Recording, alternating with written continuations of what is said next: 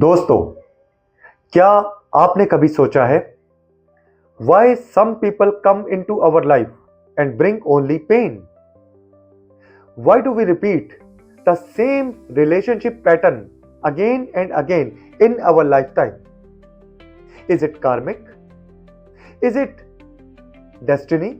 or is it a matrix? आइए इस video में हम इस राज को समझने की कोशिश करते हैं। Namaste beautiful souls, I am Gaurav Sharma and welcome to my official YouTube Reiki healing channel Aura Nest Healing. In this video, we will try to explore why some relationships bring pain, karmic reasons behind these painful connections, how to identify a karmic relationship, how to break and move out from this negative and vicious circle, और कैसे recce और हो'ओपोनोपोनो prayer आपकी energy को heal करके आपको एक नई freedom दे सकती है इस नेगेटिव रिलेशन से। दोस्तों, वीडियो शुरू करने से पहले अगर आप पहली बार इस चैनल से जुड़े हैं then please don't forget to like, share and subscribe this channel because it is only due to your support I get encouragement to make more relevant and practical spiritual content. तो आइए without wasting any time let's start today's video. दोस्तों, अब बात करते हैं कि क्यों कुछ रिश्ते हमें दुख देते हैं। सबसे पहले तो ये चीज अच्छी तरह से जान ले कि हर कोई रिश्ता हमें प्यार देने के लिए नहीं बना होता। कुछ रिश्ते हमें लेसन सिखाने के लिए आते हैं और वो कौन से होते हैं? Karmic relationships, soul contracts, energetic mirror bonds.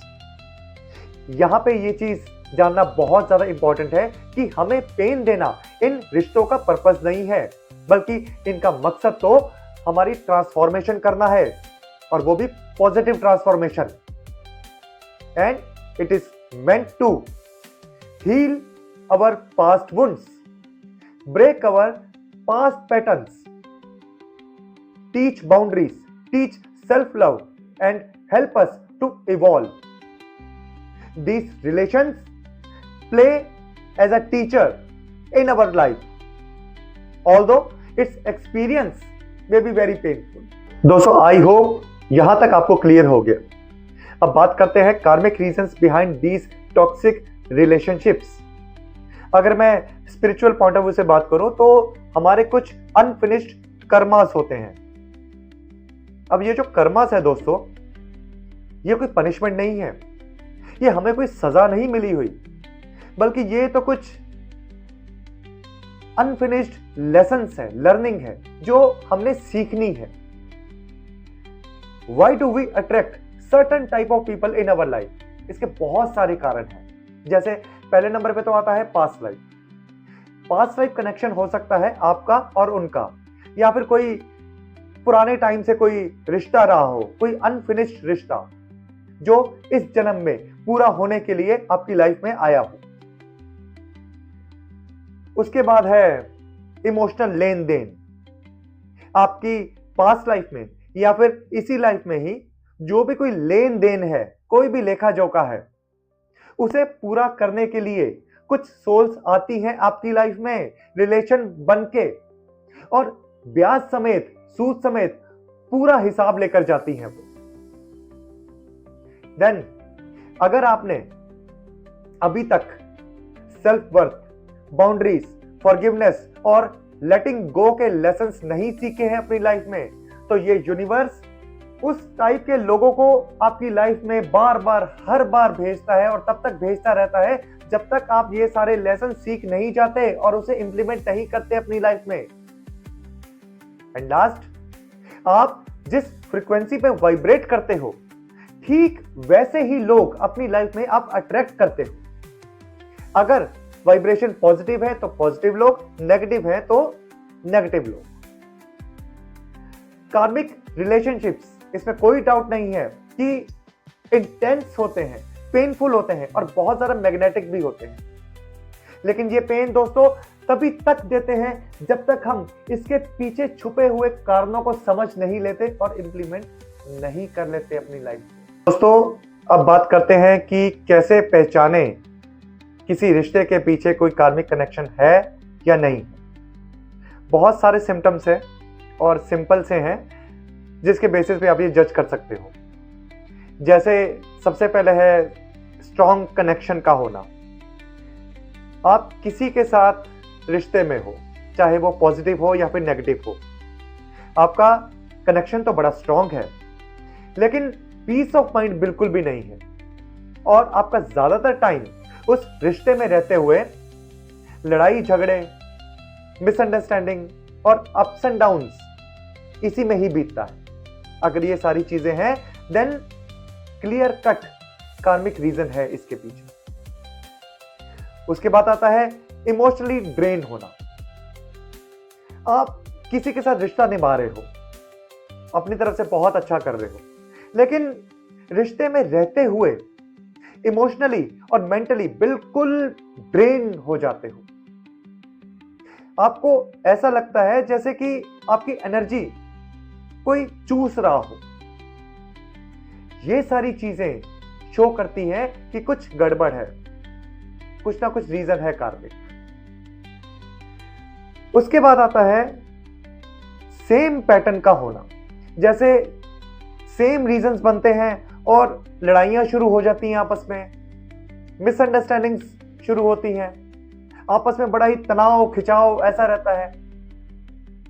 जगह बदलती है, टाइम बदलता है, लेकिन इन लड़ाइयों के रीजन वही रहते हैं और इनकी एंडिंग भी उसी नोट पर ही होती है, नेगेटिव नोट पर।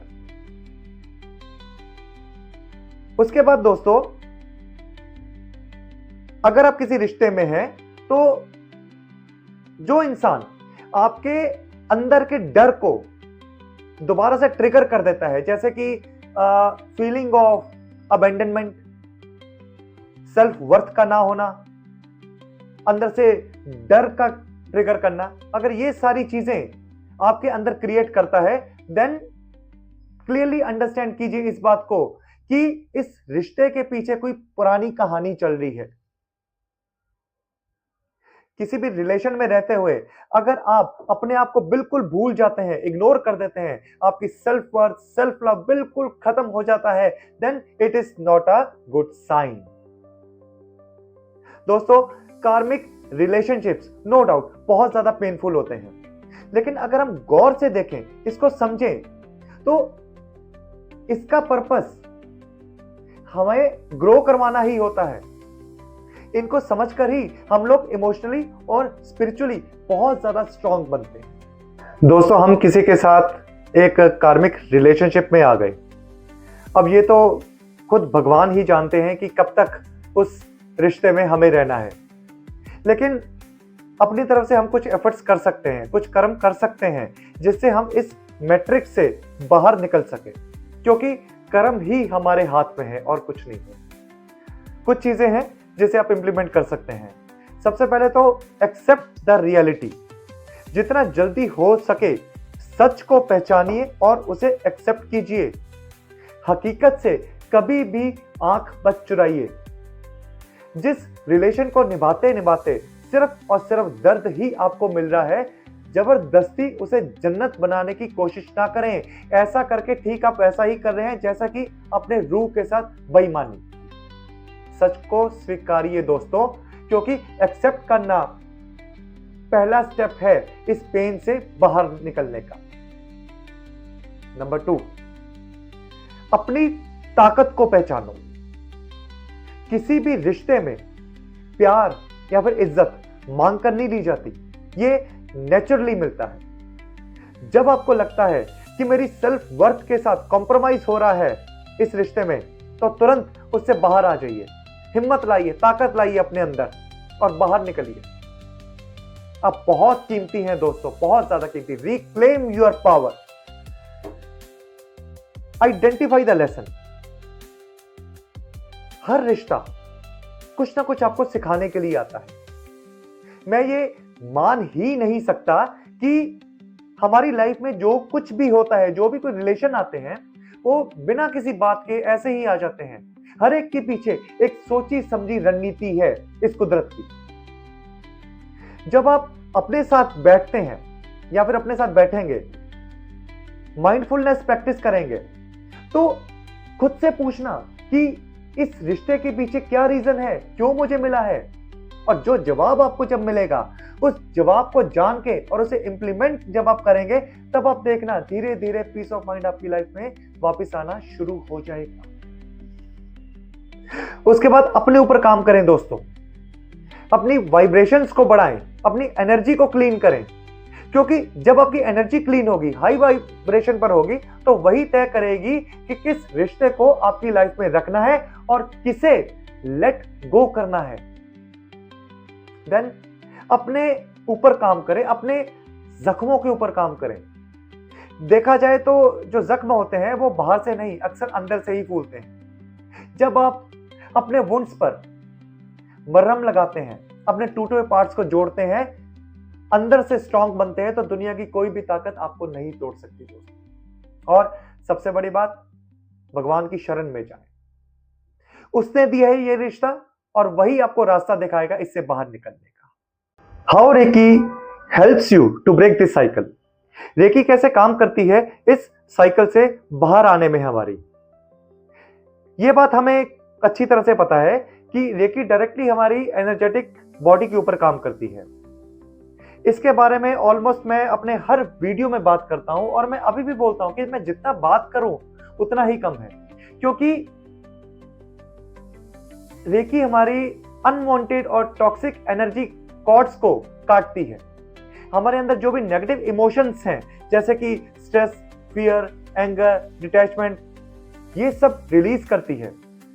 पास्ट के जो भी ट्रॉमास हैं वो सब डिसॉल्व होते हैं। हमारे जितने भी इमोशनल नॉट्स हैं वो सब डिवाइन लाइट में रेकी डिसॉल्व कर देती है और हमारी वाइब्रेशन को, हमारी एनर्जी को इतना ज्यादा हाई कर देती है, पॉजिटिव कर देती है कि हमारी लाइफ में सिर्फ और सिर्फ अच्छे और पॉजिटिव लोग ही अट्रैक्ट होते हैं। तो रेकी एक तरह से देखा जाए आपकी एनर्जेटिक बॉडी के लिए रामबाण है। जब आप रेकी सीखते हैं या फिर किसी हीलर से ये ट्रीटमेंट लेते हैं, तो एक एक करके आपके सभी चक्रास के ऊपर काम किया जाता है। जैसे वो अनब्लॉक होने शुरू हो जाते हैं, तब देखना आपके अंदर कितने चेंजेस आते हैं और जो अनवांटेड चीजें हैं ऑटोमेटिकली वो रिलीज होना शुरू हो जाती हैं आपकी लाइफ से। दोस्तों, रेकी के अलावा एक दूसरी हीलिंग टेक्निक है जिसे होपोनोपोनो प्रेयर बोलते हैं। इसके ऊपर भी मैंने एक वीडियो बनाया हुआ है। ये एक एंशिएंट हवाईयन हीलिंग टेक्निक है जिसमें 4 लाइंस का यूज किया जाता है। I am sorry, please forgive me, thank you, I love you. ये एक बहुत ही सिंपल येट पावरफुल टेक्निक है।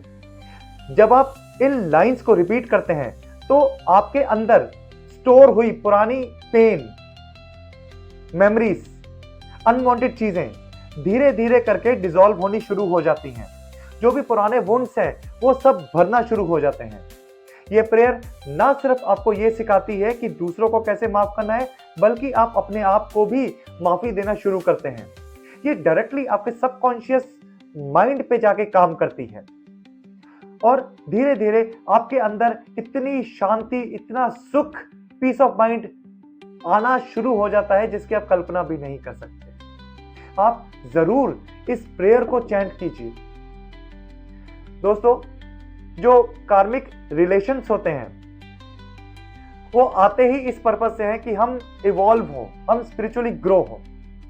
जब हम इसके पीछे छुपे लेसन को जान लेते हैं और इंप्लीमेंट करते हैं, तब धीरे धीरे आप इस साइकिल से बाहर निकलना शुरू कर देते हैं। और इसमें सबसे बड़ी हेल्प करती है रेकी और ये हवाईयन प्रेयर।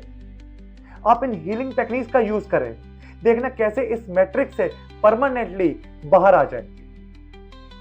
लास्ट में मैं यही बोलूंगा कि अगर आपको इस वीडियो से कुछ इंफॉर्मेशन अच्छी मिली हो तो प्लीज इसे लाइक और शेयर जरूर कर देना और इसी तरह का स्पिरिचुअल कंटेंट देखने के लिए मेरे इस चैनल को जरूर सब्सक्राइब कर लेना। दोस्तों, मैं बहुत जल्दी अगले वीडियो में आपसे मिलूंगा। Thank you, thanks a lot for watching. जय श्री।